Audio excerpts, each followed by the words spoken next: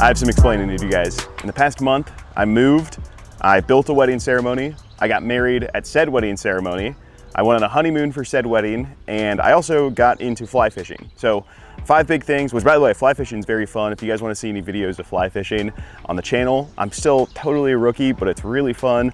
So let me know down in the comments below if that sounds interesting. Anyway, point of all this is that the videos have been kind of lacking, okay? Sue me. Haven't had a video come out in a month. Can't blame a guy with all that, right?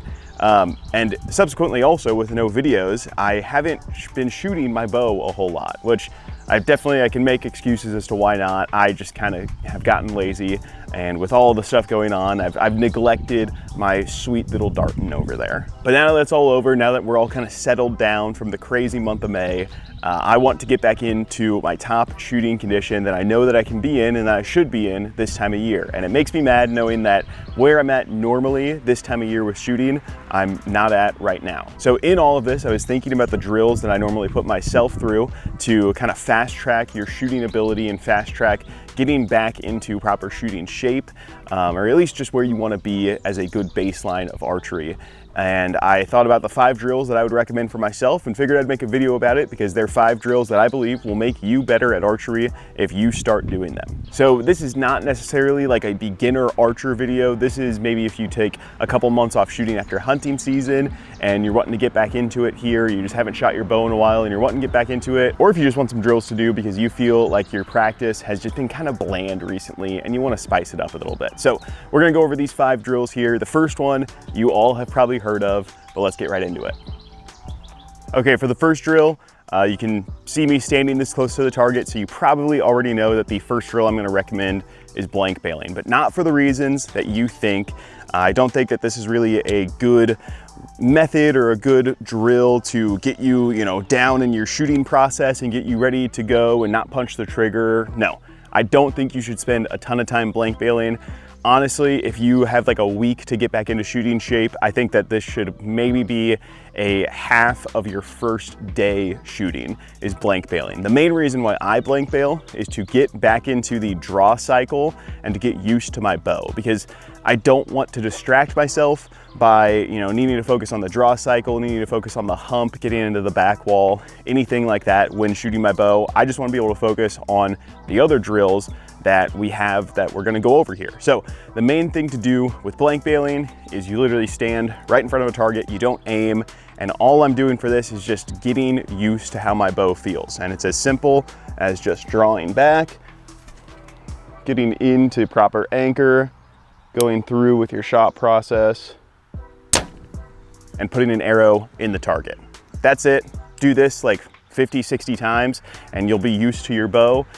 Go ahead and even on your first shot, imagine and kind of describe to yourself what the draw cycle feels like. And then on your 50th shot, describe it again, write it down. And the way that both those draw cycles feel on your first shot and your 50th shot are gonna be completely different because your body's gonna get used to the draw cycle. You're just gonna have a different experience if you blank bail for 50 arrows, and it's a lot less distraction if you do it on a blank bail compared to if you do it in drill 2, which we're gonna talk about right now. Okay, so the second tip is just gonna be finding your tempo in your archery shot. Now, that doesn't mean that you need to have no target panic. That doesn't mean you need to be shooting accurately. You just need to be having the same shot over and over again, because you can take some guys and have them shoot 3 arrows and all 3 of those shots will look completely different. That's not what you want, because that just leaves so much room for outside input and variables to happen in your shot. So you want to be able to shoot and have it look the exact same every single time. Now, how you do that, you can set a timer on your phone. You can, what I recommend is maybe like having a phone set up where you can kind of see the clock out of your side view. So you know that you just have a certain amount of time that you have to shoot that arrow, and then resetting if you don't shoot that arrow in that amount of time. Yeah, it's just really good getting a proper tempo to your shot, because then you're not going to fatigue yourself, you're going to save time, and it's making the shot a lot easier. So I'm going to go ahead and actually overlay 2 shots of mine here, and you'll be able to see how similar they are, and this is what you kind of want to aim for. Granted, I'm not the gold standard, but you get the idea. So let's go ahead, we'll shoot these 2 shots here. I'm going to go ahead, fade in the second shot where I won't be talking, but we'll start it and be good to go.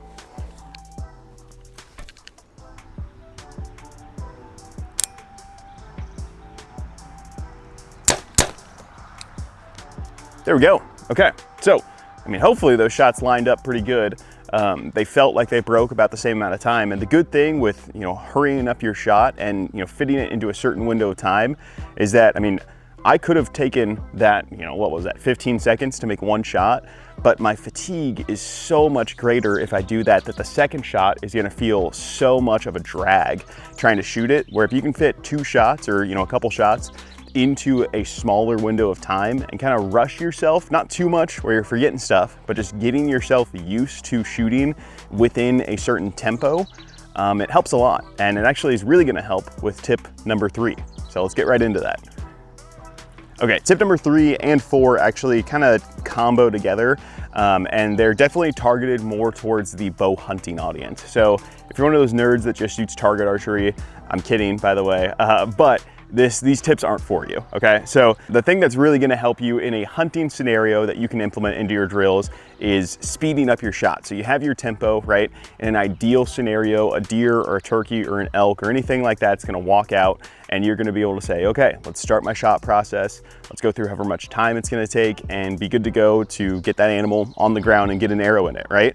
If you've actually hunted at all, you know that things don't normally go as planned. So you have to kind of take a little bit of time to realize, hey, man, I might need to put an arrow in this deer super fast, or I might need to slow down and hold for 1 minute and 12 seconds. I had that happen this last hunting season. I held on a deer for over 1 minute before it gave me a really good shot opportunity.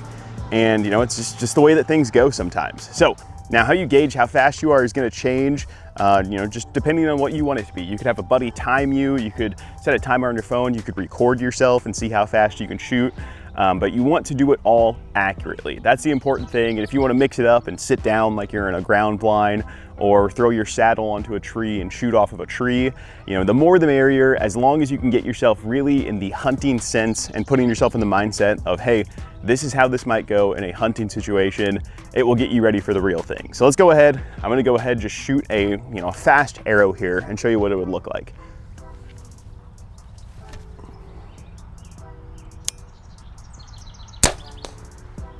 There we go. So I can tell you now that hit a little bit higher than my other arrows because, you know, typically when you're shooting faster, you're putting a little bit more pressure into the back wall. But the point is that that's hitting within, you know, the kill zone of a deer. And that's what you really want to look for. You want to make sure that you're doing this all accurately. Now, the way this ties into tip number 4 is that for tip number 4, you're going to do the exact opposite. Instead of shooting fast and seeing how quick you can get off an accurate shot, you are going to hold for as long as you possibly can. It's going to practice, you know, maybe a deer spots you as you're drawing back and you just need to stop and hold and not aim and not try to shoot a deer and just stay at full draw as long as you can. So here we go, I'm at full draw. And a good tip that I use for this also is, you know, not necessarily being in your shooting shape, because then your shoulders and your muscles are going to get fatigued in that position. Maybe dropping it down and getting where your shoulders and your back muscles can kind of work together a little bit more and holding that bow back.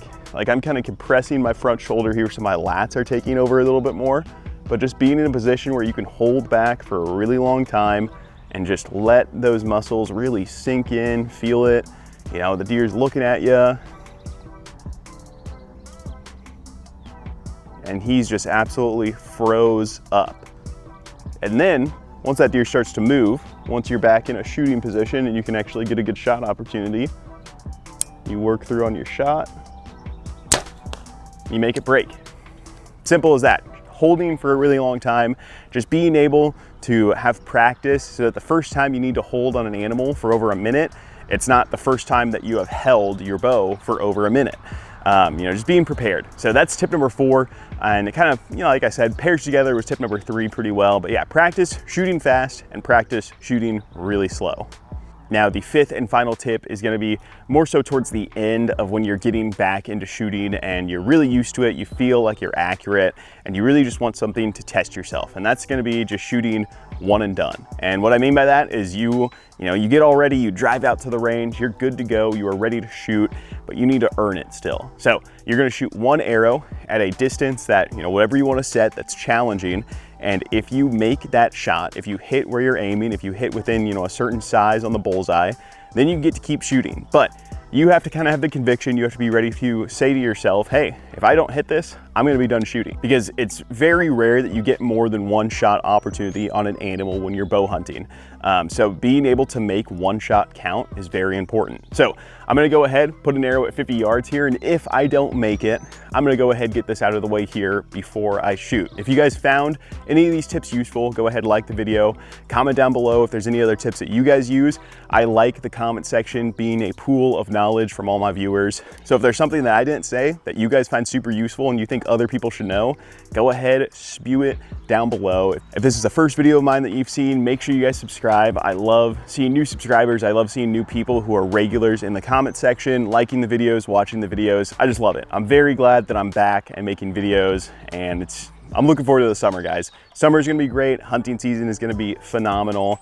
And yeah, without further ado, let's go ahead and see if I hit my mark on this target here. So we'll talk to you guys after, but if not, we'll see you guys next time.